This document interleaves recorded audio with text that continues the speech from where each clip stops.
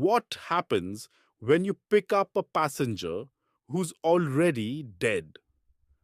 Ethan, a late night rideshare driver, is about to find out as he takes a turn down a dark, deserted road and picks up the ride of his life, one that might just be his last. It was a stormy night when Ethan, a 32-year-old rideshare driver, received a ride request from the outskirts of town.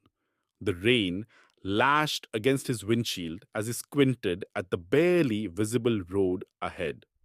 He wasn't keen on driving in such bad weather, but the night had been slow and he needed the money. The location was a good 20 minutes away, out past the edge of the city, where the suburbs turned into lonely rural roads. As he drove deeper into the darkness, the houses grew sparse and the streetlights became infrequent. Ethan double checked the address on his app.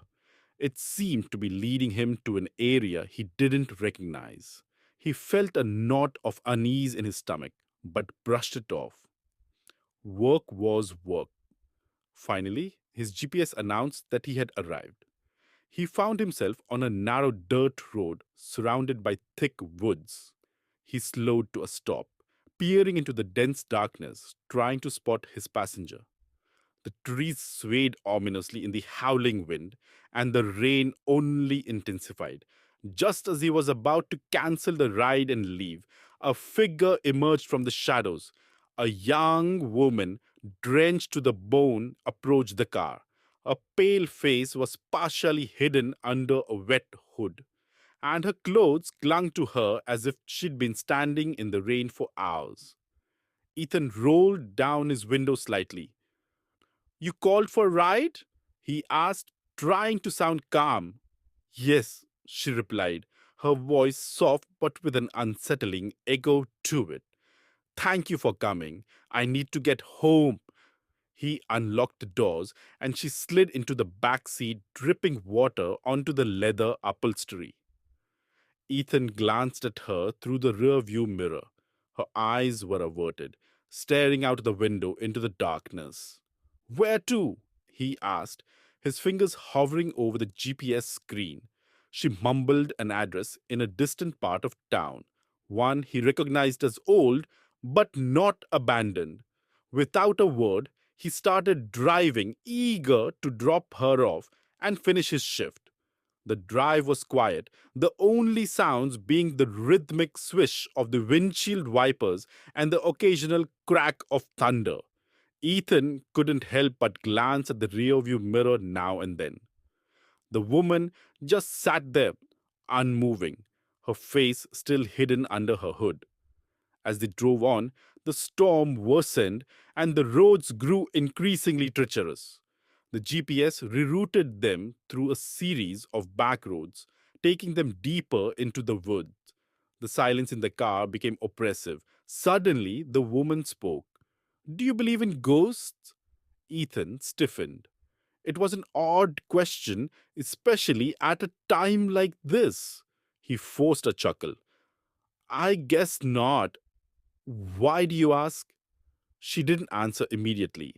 Her gaze slowly turned from the window to the mirror, locking eyes with him.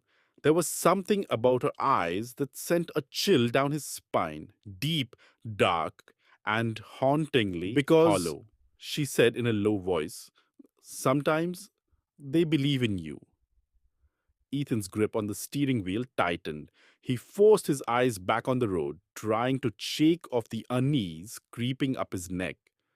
As they drove further, the GPS began to glitch, the map spinning and recalculating the route over and over. The road ahead grew narrower, almost as if it wasn't meant for vehicles. The trees seemed to close in around them, their branches clawing at the car. "Are you sure this is the right way?" he asked, hoping she would say no, that they could turn around and head back to the main road.